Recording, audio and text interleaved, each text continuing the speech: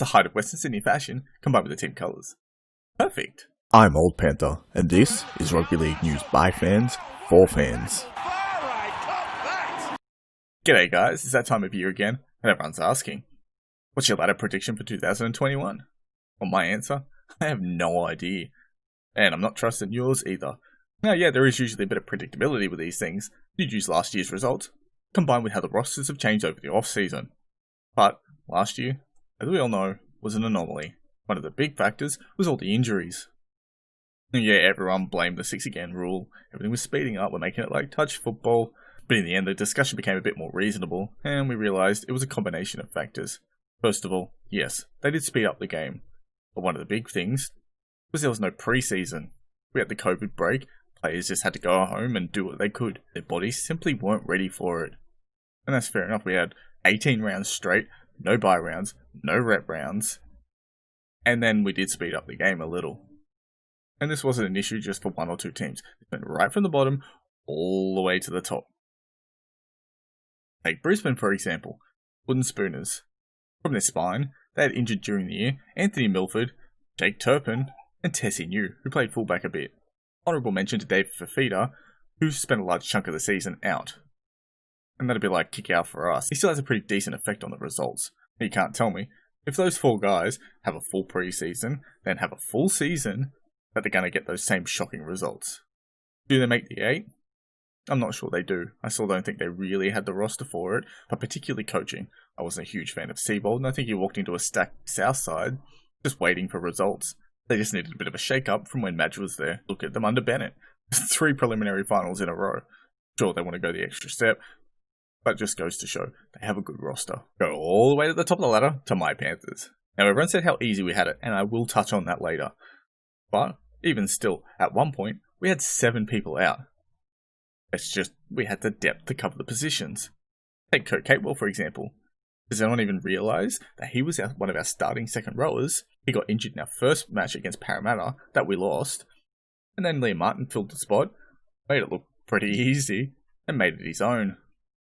Kurt Capewell comes back just before finals, and boom, we have 3 really good, representative level almost, second rowers, depending on your opinion of Liam Martin. He very well could play for New South Wales soon enough. So New South Wales is actually stacked with second rowers, so maybe not, we'll see. Or, how about this? Last year's grand final teams, Roosters and Raiders. Now, Roosters, probably the biggest loss for them, would be Victor Radley. Now, I called it when he got injured and everyone thought I was crazy, but you look at even when he gets interchanged, there is a bit of a difference in the middle of the field for them. He kind of holds everything together in attack and defense, and when he got injured, I said this is going to have a huge issue for them. And, turns out, I was right.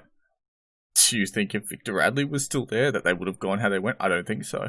I think the Roosters, easily top 4, and very likely go on, play the grand final, and even maybe go back to back to back. I know a lot of people wouldn't want to see it, but let's face it, they're a quality professional team. The Raiders? Geez, they were practically playing reserve grade team at times.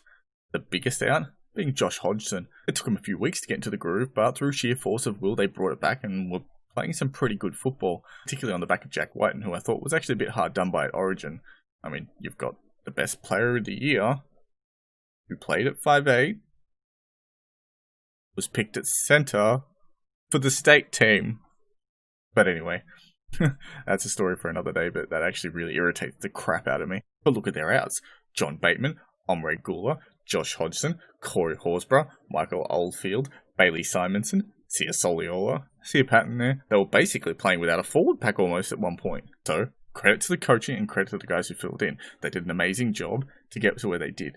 Going second week of the finals with that, it's practically a miracle. But, respect to them, they did the job. But I could go down the ladder, and go through pretty much most teams that have the same result. Look at Manly. Missed the 8. Tom Trbojevic out with a long layoff. If he's there, there's no chance they miss the 8. They are way too good for that. But what I am predicting is there's going to be a spike in quality of football across the entire comp next year. Now everyone knows what's coming. Yes, I'm a big defender of the 6 again rule. But I don't like how it was just dumped on them at the last minute. Now we have a full pre-season where everyone, players, coaches and staff, know what to expect and they can prepare for it. But I do think physically these guys are going to be able to handle the season a lot better. Your playmakers and your forwards are going to be able to actually adjust their roles to fit the rules. Now, does this mean that I'm just going to throw it all out there and say, hey, well, there you go, everyone's going to be good, enjoy the footy? No, there are going to be a couple of standouts in my opinion. First of all, my big improvers for 2021 are going to be the Bulldogs and the Titans. Titans, particularly Justin Holbrook, huge fan of his. I think we'll be seeing him coach of the year sometime soon. He came across from the Super League with a 79% win record. Think about that for a second. 79%. And then they won their last 6 of 8 games to finish in 9th. If we had a regular 25-week season, it's very likely they make the 8. They're playing finals football. Like, this guy is amazing. And then on top of it, they've recruited pretty well. They've got David Fifita, and yeah, everyone's talking about the money, but I'm not really paying attention to that. Pay him what you need to pay him, get your roster sorted, and win football games. Are Titans fans going to even care how much he's making if he comes in and improves their team and they play finals next year? I certainly wouldn't care. On top of that, they got Tino coming in as well from the Storm. And no, I'm not trying to pronounce that last name because I'd be here all day. No disrespect intended. Bulldogs, on the other hand, have had massive improvements. Trent Barrett, I'm actually a bit of a fan. I defended him with Manly. I think his big issue was all the backroom stuff with the administration. He didn't handle that particularly well, and he's spoken about it since, that he's learned a lot of lessons from it. So I think he's going to be really good with this, and the Bulldogs also seem to be sorting themselves out in that department as well. Secondly, the roster has changed massively. Corey Allen's just been announced this week. They brought in Jack Hetherington to bolster their forwards. I'm actually a big fan of him. You would have seen it when he went over to the Warriors. He was turning momentum in games. His big issue is he can't stay on the field. He needs to learn what controlled aggression means. It's pretty simple. Don't tackle people in the face. Now, Kyle Flanagan, I actually thought was a really good buy. At the Roosters, there's a lot of expectation. Very professional club. Back-to-back grand final wins. I don't think it was ever really going to work unless he was like in that top 1% brilliant magic type player. And there's no chance at his age he's going to be Jonathan Thurston or Cooper Cronk. It's just not going to happen. But going to the Bulldogs, all they need to do is just improve a little bit each year. And get up there and get up there and get up there. And they bought Matt Burton from us, who I'm a huge fan of. I even argued earlier in the year that he should start over Jerome Luai. I'm happy to eat my words on that. I really like Jerome Luai. He looked like starting behind Maloney for a couple of years, oftentimes playing 10-15 minutes hooker. Clearly hurt a little bit, and he just needed a bit of time actually playing in his preferred position alongside Nathan Cleary, sort of get back in the groove. So great, works for us. And the benefit for the Dogs is they have 2 young halves who can just take their time, come in, get to know each other, get to know their roles, work with Trent Barrett, who is really good at working with halves and really good at working with that attacking football, and we'll get them going. So where am I predicting these 2 teams will end up? Well, Bulldogs, I think they're going to make the 8. Will be just out of it, in that 6 to 12 range where a lot of positions are determined by for and against. Titans, on the other hand, I think they're certainties for the 8. And if people don't watch out and aren't careful, they're going to make the top 4. It'll just depend on how far Justin Holbrook can push them, but they have a good roster. AJ Brimson was amazing. I think he's going to be one of the better fullbacks in 2021. So it just comes down to their halves, Jamal Fogarty and Ash Taylor, and see how they can go behind that really good forward pack they've built. But, as I said, I think they are guaranteed to make the 8. If there's one thing you want to bet on, it's that.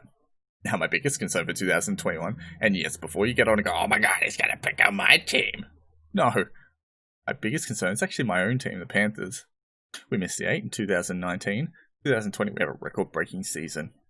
Now, great, fantastic. Do you think teams back that up in successive years? I mean, yeah, I guess the Roosters did it, but I'd argue, along with the 2017 Storm, that they're the team of the decade. Now, are we that good? We've just lost half our forward depth. Amo to the Tigers. We've lost Jack Hetherington to the Dogs. Zane Tedovano, he's off to Super League. Though, I will say, they have recruited smartly. They've brought in some depth guys with a bit of first-grade experience. Guys like Eisenhuth and Jennings. So if they do get a call-up, they'll do a job without being superstars. I mean, if they want to be superstars, I'm not going to argue the point, though. On top of that, we have lost Trent Barrett, who got a lot of credit for the attack in 2021. Now, Cameron Ciraldo's taking over him, and he was the one handling the defense in 2020. And we were one of the best defensive teams. I actually think he's a really good coach. He coached a lot of these guys in the younger grades to big scorelines. We were beating teams like 40 to whatever. But he knows what he's doing with these players, which is an advantage for us. But still, there is that elephant in the room. Everyone was talking about it. We had the easier draw, less travel, all these little things. But yeah, those people do have a point. It wasn't till our last month of football we started travelling to Queensland, where we played the Broncos and Cowboys. So to say we didn't get some advantage out of that would be a bit biased. All things considered, we should go in hoping for the best. As usual, you love your team, you want to support them. But I wouldn't expect another 17 in a row record-breaking season. That's not going to happen. These other teams are too good, and they're going to come after us. It's how it works. And the last thing I want to touch on was Cameron Smith. Now, no, before Paul Kent gets too excited, I don't actually care whether he's retiring or not. That's up to him, and he'll announce it whenever he wants. But it is crazy to think that whether he plays or not won't have an effect on anyone. He's going to go down arguably as one of the best players to ever play the damn game. So of course, if he plays for someone, they're going to get infinitely better. But if he doesn't play, well, yeah, that's going to leave a gap. And yes, Harry Grant's amazing, and he's wonderful. He's not going to come in and give you Cameron Smith level football straight off the bat. Craig Bellamy is a great coach, if not one of the best.